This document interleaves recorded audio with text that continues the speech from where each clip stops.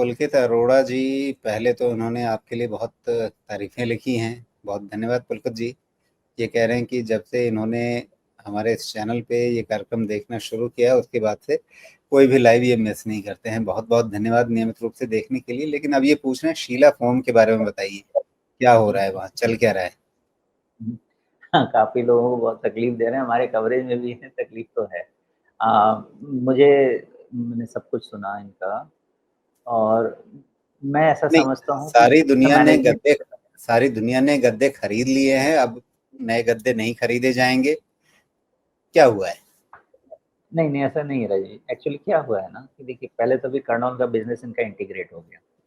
अब कर्नॉल का भी जो ब्रांड है वो ये लोग शीला फोम में ही बेच रहे हैं।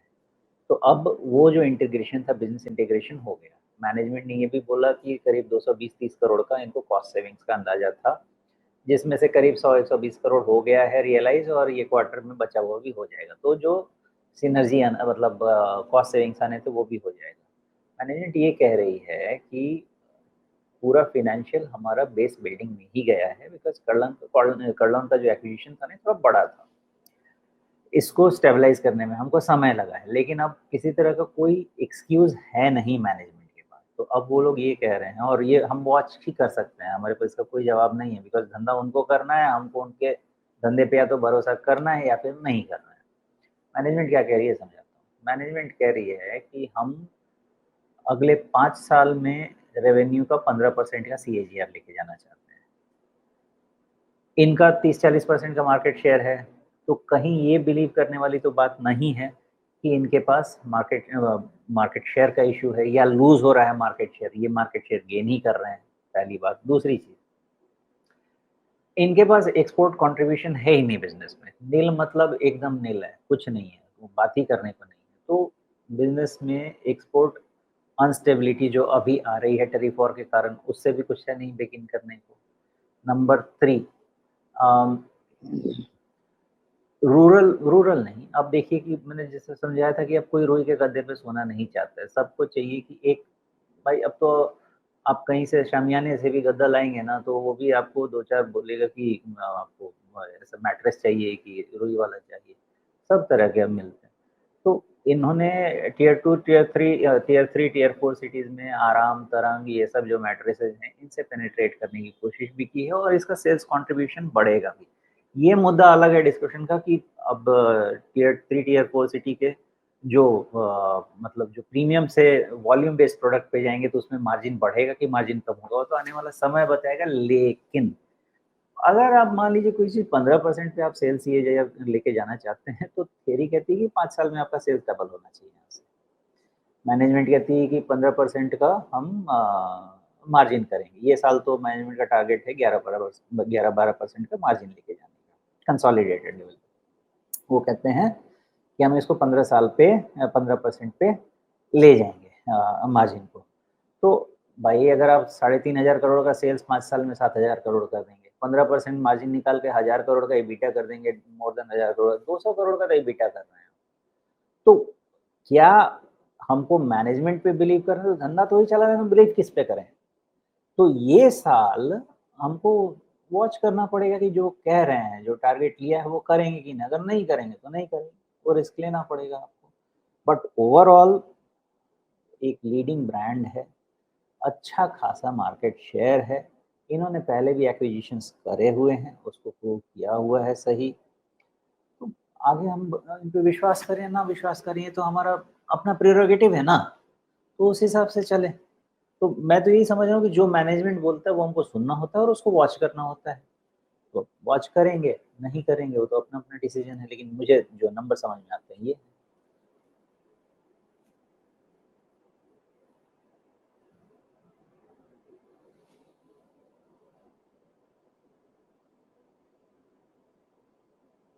आप म्यूट है रजी।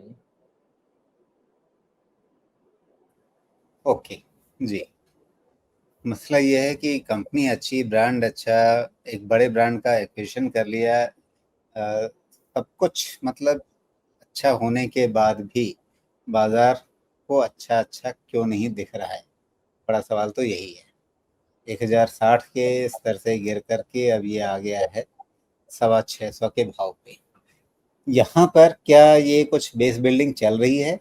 क्या कुछ भरोसा कर सकते हैं या कोई भरोसा अभी भी नहीं है? प्राइस वॉल्यूम पे भरोसा नहीं कर सकते।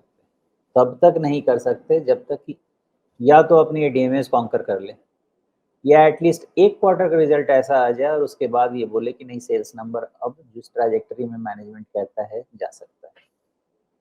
जब तक वो नहीं होगा, इस पे भरोसा करना बिल्कुल बेकार है। जी। कहानी क्या है अब? मैनेजमेंट तमाम सफाइयाँ जो भी दे रहा है, लेकिन ऐसा क्या एक्सप्लेनेशन हो सकता है कि आपने, मतलब पहले आप भी लीडिंग ब्रांड थे, आपने दूसरे लीडिंग ब्रांड कॉम्पिटिटर को एक्वायर कर लिया, सब कुछ हो गया, इंटीग्रेशन भी हो गया, उसके बाद भी आपका मार्जिन 10% होता था, वो 4% रह गया। मतलब नहीं राजीव जी, ये उनके सीएमडी को मैंने सुना, वो कह रहे हैं कि कहीं नंबर्स का इश्यू है। उनके हिसाब से कंसोलिडेट लेवल पे करीब 8% के आसपास का मार्जिन है।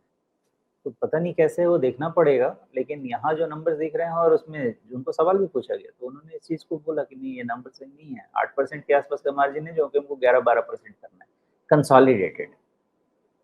तो अभी तो हम कंसोलिडेटेड आंकड़े ही देख रहे हैं। हाँ, मुझे भी नहीं पता, क्योंकि वो तो यही कह रहे हैं। बाकी जी। कौन-सा नंबर देखना है, पता नहीं।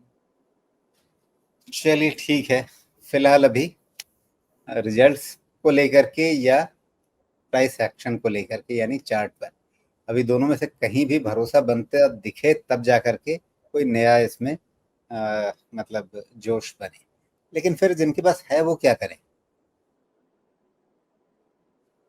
ये भी नहीं कह सकते कि पहले इस्तेमाल करें, फिर विश्वास करें। विश्वास करें या ना करें, वो मैनेजमेंट तो ये साल परफ़ॉर्म करता है तो ठीक है, नहीं करता है तो फिर अपना-अपना डिसीज़न लें। अगर नहीं समझ में आता है तो कहीं न कहीं मतलब कर्टेल करें। 1-2 तिमाहियों का समय दें अभी, ये आप कह रहे हैं क्या? 1-2 क्वार्टर देखना तो चाहिए, क्योंकि देखिए ना, अगर less than 2 times market cap के सेल्स पे और कंजम्पशन है ना, और कंजम्पशन्स पर आने वाला है, तो उसमें सेल्स अगर नहीं होता है इनका ना, या सेल्स टर्म में ओवर वैल्यूड रहते, तो मुझे तो पक्का डाउट होता है।